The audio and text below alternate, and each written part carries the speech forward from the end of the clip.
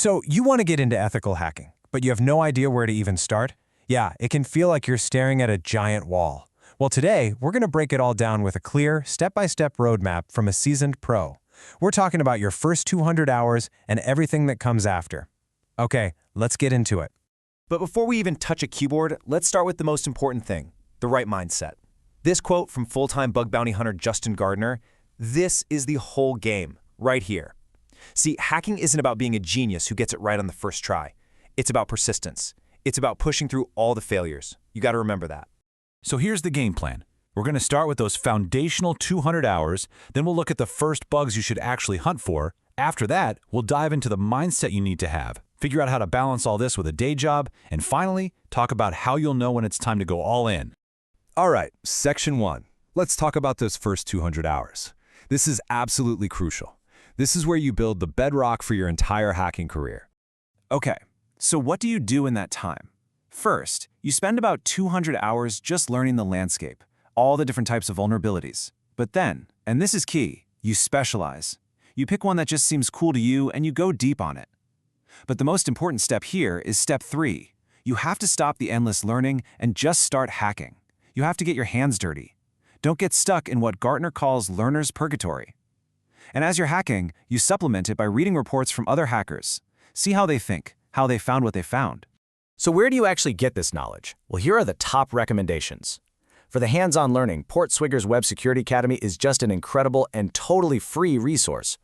For those real-world examples, you gotta be reading disclosed reports on sites like HackerOne. It's a goldmine. You can practice in safe environments like Kaido's labs, and hey, you can even use AI as your own personal tutor to break down concepts you're stuck on. Okay, now that you've got a plan, what should you actually hunt for first? Let's focus on 2 classic, high-impact vulnerabilities that are just perfect for when you're starting out. First up, we've got IDOR, which stands for Insecure Direct Object Reference. Now, that sounds super complicated, but the concept is beautifully simple.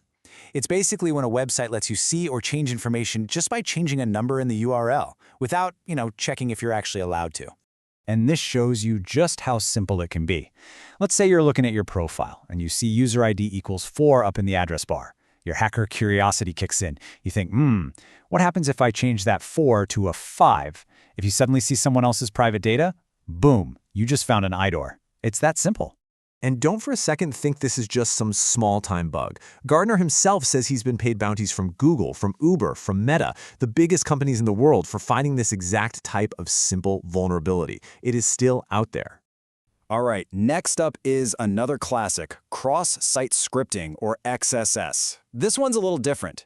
It's when a website takes something you typed in, like in a search box, and accidentally treats it as runnable code instead of just plain text. This lets an attacker run their own scripts in another user's browser. Here's a really easy way to spot a potential XSS flaw.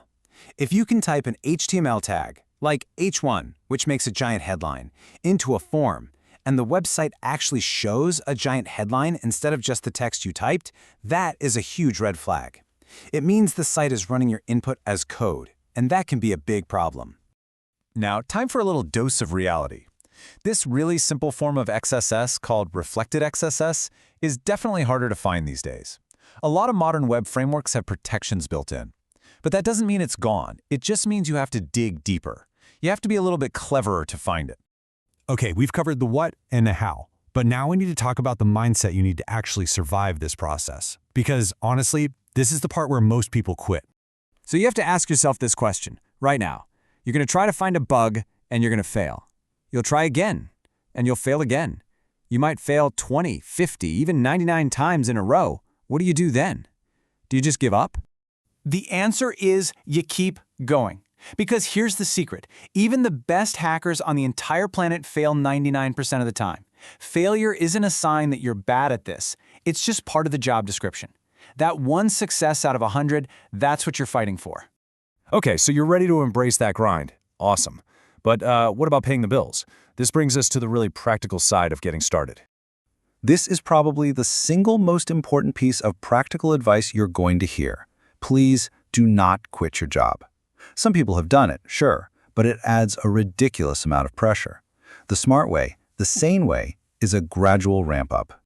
So what does that ramp-up plan look like? Simple. You treat bug bounty hunting as a side hustle first. Your goal is to get to a point where you are consistently earning your full-time salary, but from your part-time hacking hours. This proves you've got the skill. And more importantly, it means you're not hacking because you're desperate. You just can't think clearly when you're worried about next month's rent. But if you do all that after all that hard work, you're eventually going to reach a point where you're ready to make that leap. And here's what that looks like.